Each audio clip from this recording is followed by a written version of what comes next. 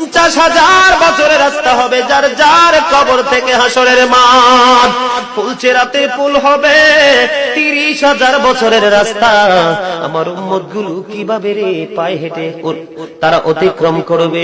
বন্ধু নবী এমনি এমনি কাঁদেনি রে, নবী জানিয়ে দিয়েছে কাল কিয়ামতের ময়দানে উম্মত গুলো খালি পায়ে থাকবে, মাটি তো তামা থাকবে। ও বন্ধু, তাদের শরীরে কোনো পোশাক থাকবে না, উলঙ্গ অবস্থায় থাকবে। এবং মা আয়েশা প্রশ্ন করলো, গো প্রাণের নবী, জানতে মনে চায় নবী গো, এই যে আপনার উম্মত গুলো উলঙ্গ অবস্থায় খালি পায়ে সবাই থাকবে গো নবী, তারা কি নারী পুরুষ একসাথে? কয় হ্যাঁ, নারী পুরুষ একসাথে। তারা কি কেউ কারো দিকে নজর দিবে না? এবার আমার নবী বলেছে, আয়েশা রে, কেমন করে নজর দেবে রে আয়েশা? বন্যার পানি যেমনি প্রবল বেগে বৃদ্ধি পেয়ে পৃথিবীর মানুষগুলোকে গ্রাস করে ফেলে, কাল কিয়ামতের দিন এই জাহান্নামের আগুন মানুষের দিকে বন্যার মতো প্রবল বেগে ছুটে এসে মানুষকে ঘিরে ফেলবে।